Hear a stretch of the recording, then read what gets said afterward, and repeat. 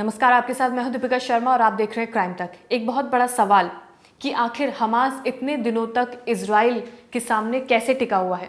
Israel अपने आप में एक मुकम्मल देश है, उसके पास इतने वेपन्स है, इतनी तरह की टेक्नोलॉजी है, लेकिन आखिर इजराइल के इतने लोग कैसे मारे जा रहे हैं। क्या यूएन की वजह से हमास और हिजबुल्लाह को फंडिंग हो रही है, ये सबसे बड़ा सवाल है।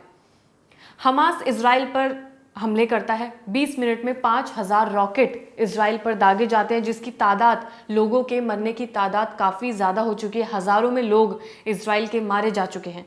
कई विदेशी नागरिक भी इस चीज़ का टारगेट बने हैं, उन्हें भी अगवा कर लिया गया है। हमास के लड़ाकों ने कई विदेशी नागरिकों को अगवा किया है। इसी के साथ इजराइल में जितने भारतीय मौजूद थे, ऑपरेशन अजय के तहत उन्हें वापस अपने देश बुला लिया गया है। 18 नेपाली नागरिकों को भी भारत के अजय ऑपरेशन के जरिए वापस यहाँ बुलाया गया, जिसके बाद वो अपने देश नेपाल जा सकते हैं।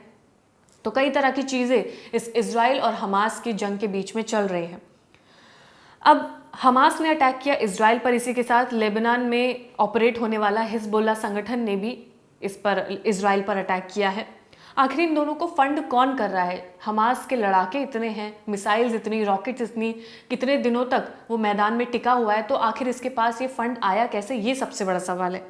इसी के अलावा अमेरिका ने ये कहा है कि वो इजराइल के साथ है, इसीलिए अमेरिकी राष्ट्रपति जो बाइडेन भी तेल अवीव पहुंच चुके हैं। उन्होंने इजराइल के पीएम से भी मुलाकात की और उन्होंने ये कहा है कि वो इजराइल के समर्थन में है, इजराइल के साथ हैं, क्योंकि जो भी लॉस इजराइल का हुआ है, इजराइल के लोगों की जान गई है, तो अमेरिका उनके साथ है, ऐसा जो बाइडेन ने कहा है। अब इजराइल वेपन्स के मामले में इतना ताकतवर देश है, इतना मुकम्मल देश है, तो उसके सामने हमास जैसा संगठन कैसे टिका हुआ है, ये सबसे बड़ा सवाल है। कई लोगों के दिमाग में और जहन में ये सवाल अभी तक चल रहा है कि इतने दिनों तक हमास कैसे टिका हुआ है, और आखिर हमास और हिजबुल्लाह को इतने पैसे कौन दे रहा है। तो आज तक की एक रिपोर्ट के मुताबिक ये तो सामने आ चुका है कि ईरान हमास को सपोर्ट करता है, फंड करता है। इसके अलावा जो खास रिपोर्ट सामने आई है, जानकारी सामने आई है, वो ये है कि अमेरिका की जनता का जो टैक्स है, जो अमेरिका नागरिक टैक्स भरते हैं, उसका पैसा हमास और हिजबुल्लाह तक पहुंचता है। इसके पीछे की वजह क्या है? वो वजह यह है कि अभी तक यूएन ने ये घोषित नहीं किया है कि हमास और हिजबुल्लाह एक आतंकी संगठन है। अब उसके पीछे की वजह क्या है?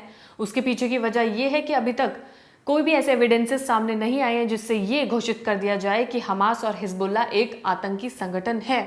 तो इस वजह से, क्योंकि कोई भी एक पिछड़ा वर्ग होता है, पिछड़ा देश होता है, तो उन्हें फंड किया जाता है उनके सर्वाइवल के लिए। ऐसे ही हमास और हिजबुल्लाह को भी फंड किया जा रहा है जब तक कि वो ये घोषित नहीं हो जाते कि वो दोनों एक आतंकी संगठन है।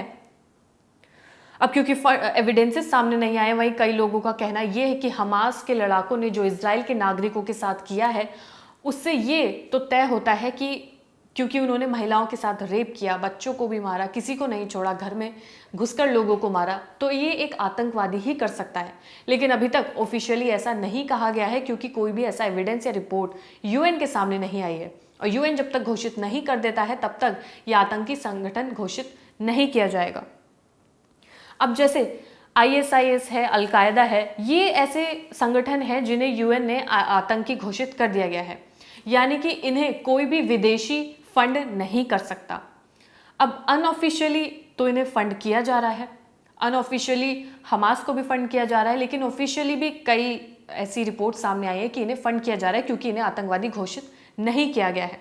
इसलिए कोई भी जो आईएसआई संगठन है या अलकायदा संगठन है, ये कोई भी विदेशी मदद नहीं मांग सकते। ऑफिशियली तो नहीं मांग सकते, लेकिन अनऑफिशियली इनके संगठन में क्या चलता है वो एक अलग मुद्दा है। वहीं अगर इजराइल की बात करें तो उसके समर्थन में भी काफ़ी देश सामने आ चुके हैं। अमेरिका तो पहला देश है, क्योंकि जो बाइडेन ने कह दिया है कि वो इजराइल के साथ है। इसके अलावा फ्रांस, ब्रिटेन, जर्मनी और इटली, ये तमाम देश भी इजराइल के समर्थन में हैं। कितने लोगों की जान गई है तो उनका समर्थन कर रहे हैं कि हम इजराइल के साथ हैं। कई ऐसे देश हैं जो हमास के साथ है, हिजबुल्लाह के साथ हैं। तो ये इस रिपोर्ट में सामने आया है कि यूएन के सामने अभी तक ये चीज़ घोषित नहीं की है यूएन ने कि हिजबुल्लाह और हमास एक आतंकी संगठन है। इस वजह से जो रिपोर्ट सामने आई है उसमें यह है कि अमेरिका में जो टैक्स दिया जाता है, वो टैक्स का पैसा हिजबुल्लाह और हमास को दिया जा रहा है।